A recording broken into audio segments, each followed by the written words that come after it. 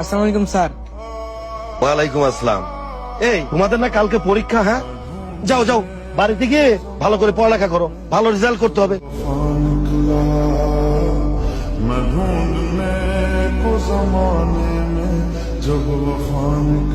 বাজান, আমার এক গ্লাস পানি দিত। আব্বা এখানেই তো রাস, একটু কষ্ট করে খায়ানো, আমি একটা জিনিস দেখতাছি।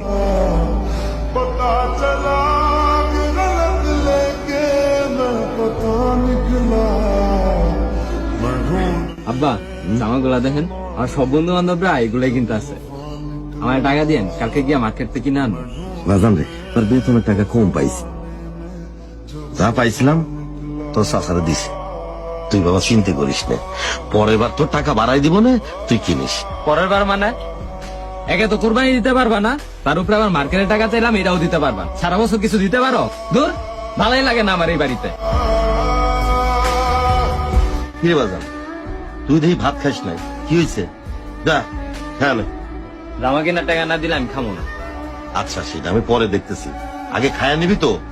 দেখতাছি না, কিনা দিলে খামো, নয়তো খামো না। বাজান তুই চিন্তা করিস না, ওই যে আমি মাটির ব্যাংকে কিছু টাকা জমাইছি, ওইটা ভাঙা কালকে তোরে আমি টাকা দিব না। তারপরেও বাজান তুই খায়া নে। সত্যি কইতাছ? হ্যাঁ তুই খায়া নে, আমার আবার ক্লাসের সময় হয়ে গেল, স্কুলে যাইতে হবে। আব্বা ব্যাংকে ভাঙছিলেন? হ্যাঁ ভাঙছিলাম, ওই পকেটে টাকা রাখা আছে, নিয়ে যা।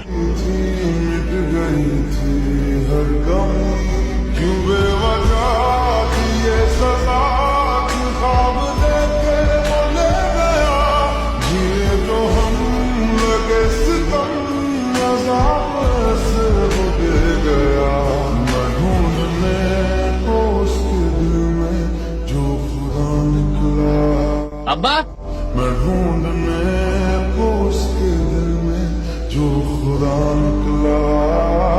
এগুলা কি পড়ো? হ্যাঁ ও ভাজান, জুতা তো এখনো নতুনের মতোই আছে, আরো 4-5 মাস পরা যাবে না।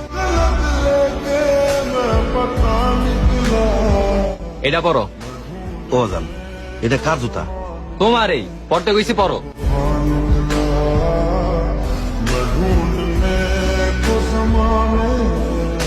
দেই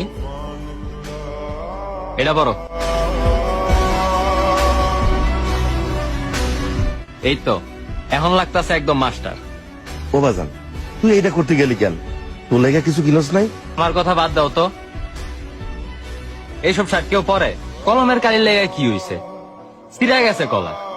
ও ভাজান, তুই কি পাগল লাগিস? তোর জন্য না কিনা আমার জন্য তুই জামা জুতা কিনছস? আজকে যদি তোমার জুতা না পড়তাম তাহলে আমি বুঝতাম না।